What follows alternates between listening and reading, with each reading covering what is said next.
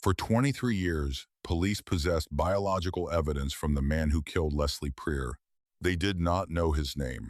Then investigators followed a DNA family tree across generations, watched a suspect travel through an airport, and recovered a water bottle he had thrown away. The laboratory result connected that bottle to evidence preserved since 2001. But the person identified was not a stranger to Leslie's family. He was someone her daughter had once dated. And even after he admitted killing Leslie, one central question remained: why? On the 2nd of May 2001, Leslie Prieur was expected at work. When she failed to arrive, concern grew quickly. Leslie's husband and employer went to her home in Chevy Chase, Maryland, where she was found dead. The investigation immediately became a homicide case. Police found evidence of a violent struggle inside the residence. Investigators collected biological material that appeared to belong to the attacker, including evidence associated with several areas of the home. There was no known suspect whose DNA matched it. At the beginning of the investigation, that profile could eliminate people. It could show that one unknown man had been present, but unless his DNA was already in a searchable law enforcement database, it could not reveal his identity. The evidence held an answer, but the technology of 2001 could not yet extract a name from it. Detectives examined Leslie's family relationships, daily routine, and recent contacts. They interviewed relatives, friends, neighbors, and people connected to the household. They considered whether the person responsible had entered forcibly or had been admitted because Leslie recognized him. The investigation generated information, but no arrest. The unknown DNA did not match the individuals police tested. No database search returned the person who had left it. This created a difficult contradiction. The physical evidence strongly indicated that the attacker had left part of himself behind, yet that evidence led nowhere.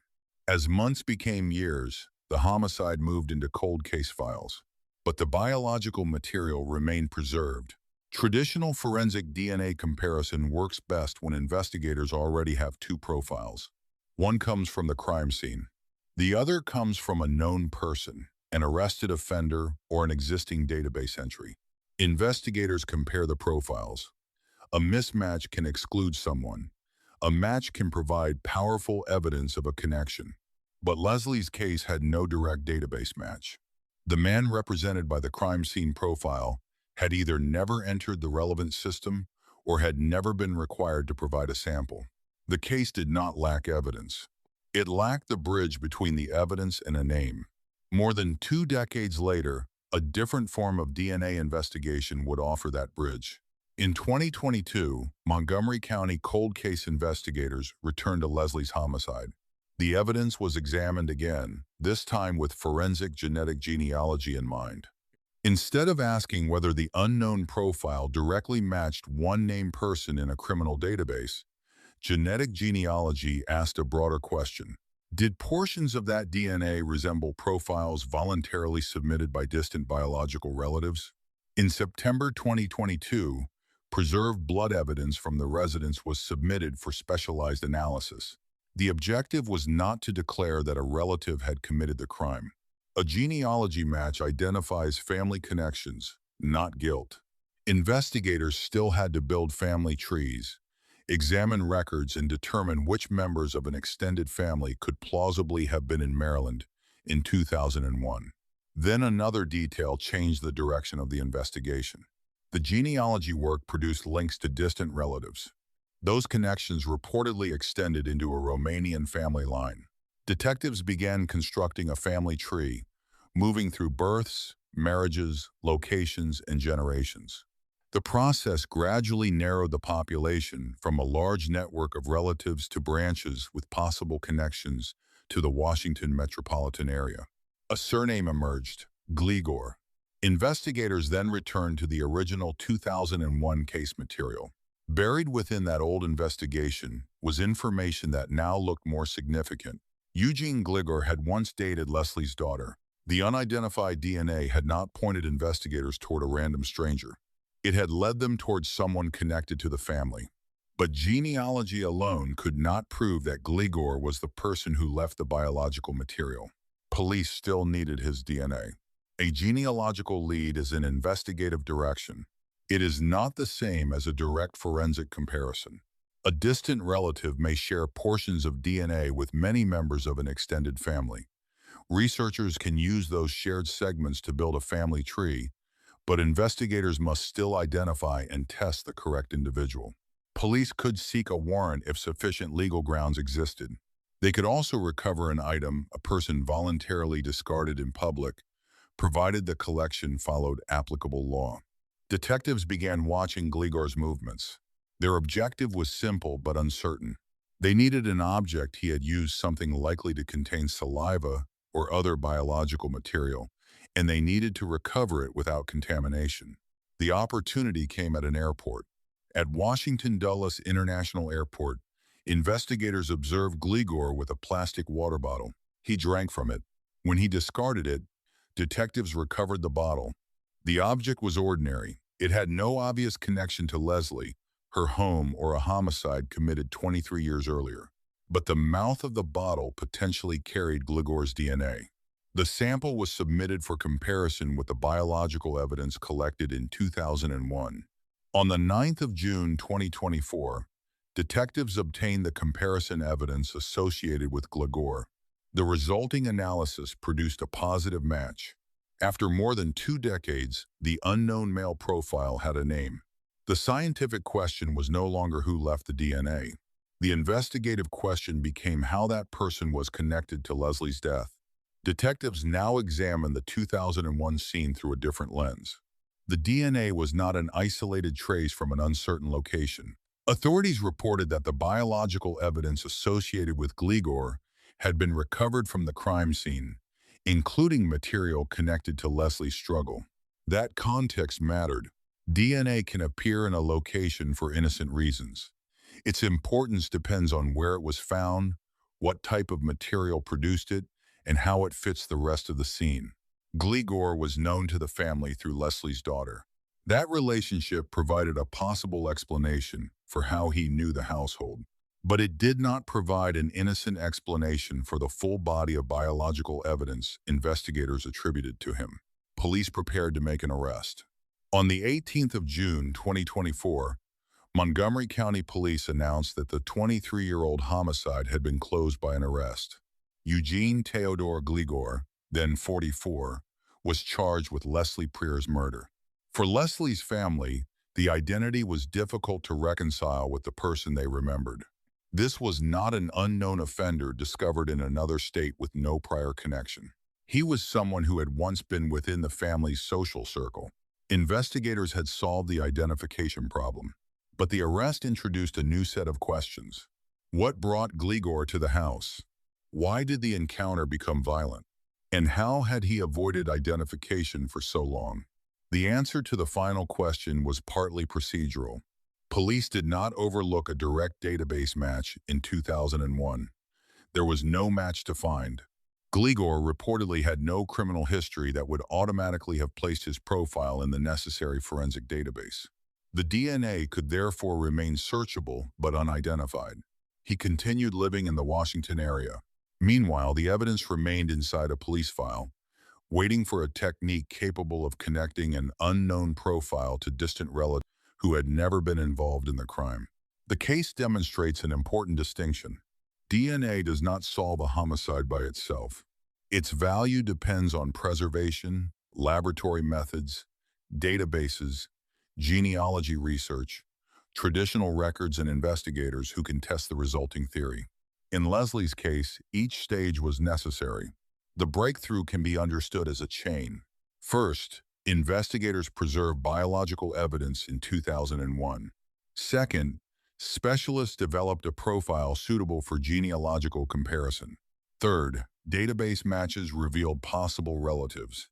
Fourth, investigators built family trees and identified a branch connected to the Gligor name. Fifth, detectives compared that research with Leslie's known relationships. Sixth, they obtained a discarded item that contained Gligor's direct DNA. Finally, a conventional forensic comparison connected the water bottle to the crime scene evidence. The genealogy search did not replace police work. It reorganized the possibilities. It turned thousands of unknown men into a family network, then into a branch, then into one candidate whose DNA could be tested directly. Gligor initially faced a first-degree murder charge. A prosecution would have required the state to present the DNA, the circumstances of its collection, the biological evidence from the residence, and the relationship connecting Gligor to Leslie's family. Questions surrounding police interviews and the admissibility of some statements also became part of the legal process, but the case did not proceed to a jury trial. In May 2025, Gligor pleaded guilty to second-degree murder. The plea established his responsibility for Leslie's killing and removed the uncertainty of a trial. It also limited the maximum available sentence to 30 years under the agreement and applicable charge. The admission answered who killed Leslie. It did not fully answer why. During the sentencing process, Gligor attributed his limited memory to alcohol and drug use around the time of the killing. That was his account. It did not provide Leslie's family with a complete or independently verifiable explanation. Prosecutors described a sustained and violent attack. The evidence indicated that Leslie fought back, which helped explain why biological material associated with the attacker had remained available for testing. But the public record did not establish a clear motive. There was no complete account of an argument, a planned confrontation, or a specific event that caused the attack. After waiting more than 2 decades to learn the killer's identity, Leslie's family still lacked the answer to the most personal question. Why had someone they knew entered her home and taken her life? On the 28th of August 2025, a Montgomery County judge sentenced Gligor to 22 years in prison. The sentence exceeded the ordinary guideline range discussed in court, but remained below the statutory maximum prosecutors had requested. The court considered the seriousness of the homicide, the passage of time, and Gligor's life after the crime. But 23 years of ordinary life could not erase what happened in Leslie's home. The sentence marked the end of the criminal prosecution. For the family, it represented accountability, but not restoration. No prison term could return the years Leslie had lost or remove the uncertainty her family had carried since 2001. The resolution depended on decisions made across different eras. The first investigators collected and preserved biological evidence, even though they could not identify its source. Cold case detectives later recognized that newer technology could produce a different type of lead. Genealogists treated distant matches as starting points rather than conclusions. Surveillance officers obtained a direct sample. Laboratory analysts confirmed the match. Prosecutors converted that evidence into a criminal case. At each stage, the investigation could have failed. The evidence could have deteriorated. The family tree could have been built incorrectly.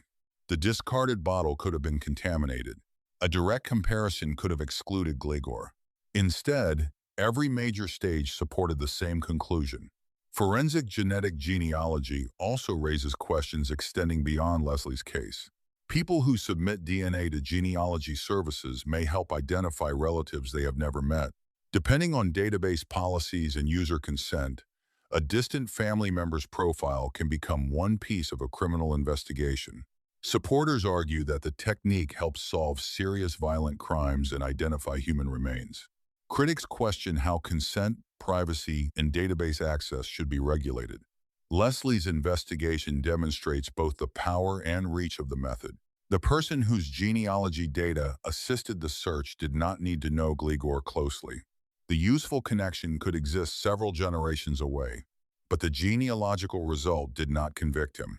The decisive comparison came from his own discarded water bottle and the evidence preserved inside Leslie's home. The science explains how the case was solved. It should not replace the person at its center.